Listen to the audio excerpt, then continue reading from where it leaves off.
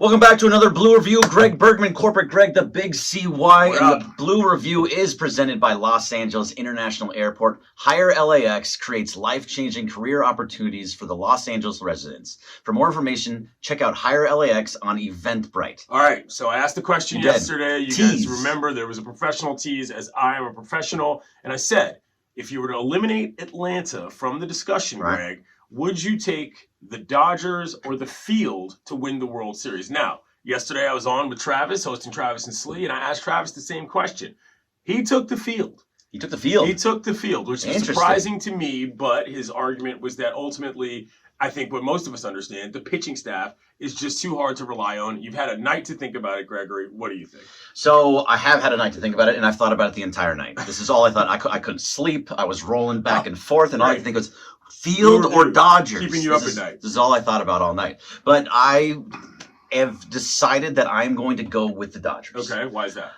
Because the only team that would really scare me in the American League is the Astros. Okay. The Orioles have been great, but it's not. They're still pretty young, not really ready yet. Probably a year away. That happens all the time. Another team like who else am I thinking of? Who am I missing?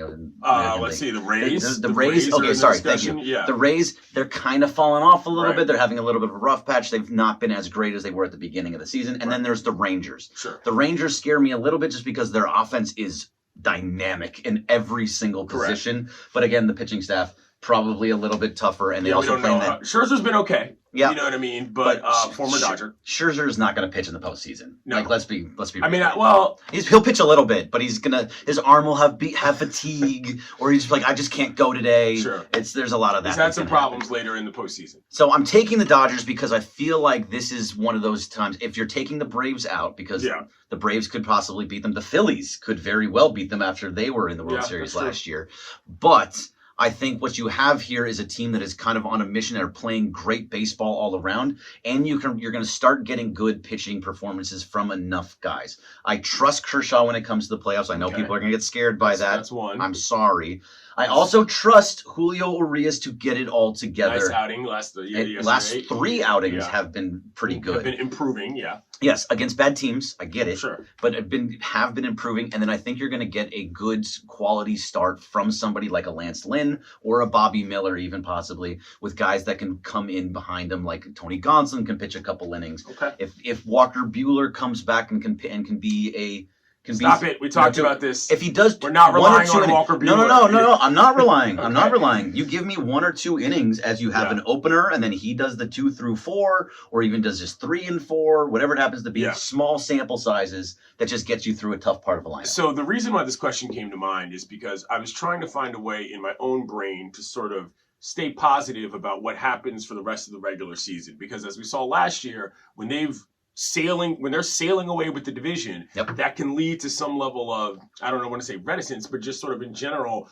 the rest versus rust thing going into the playoffs. Yeah. And so I thought to myself, well, what's a scenario in which, this could actually make sense?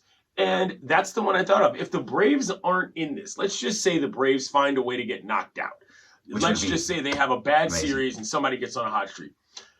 I've got to believe that the bats of the Dodgers are strong enough to bang through a couple of teams because, listen, they score runs, and they're doing something now that I like more than they were doing before in the season. They're scoring runs early in games. They're popping off 5-6 runs before the 4th or 5th inning.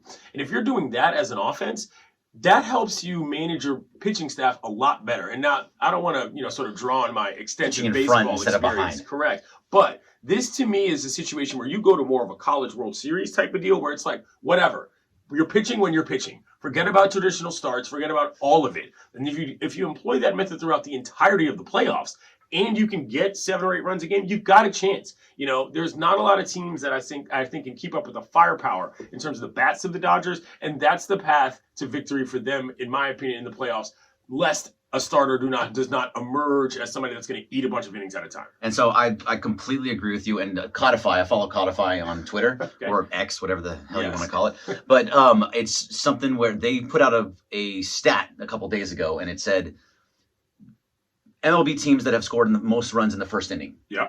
The number one team was the Atlanta Braves. Okay. Which totally makes sense. Sure. They have a high-powered, crazy offense They have with Acuna right at the top. all-stars. Yeah, it's amazing. Number two team was the Dodgers. Okay. The Dodgers were second. So if you're taking the Braves out of this scenario, and the Dodgers are the ones that score those early runs consistently, you can playing from ahead with Kershaw and Urias and hopefully Lance Lynn or somebody that emerges.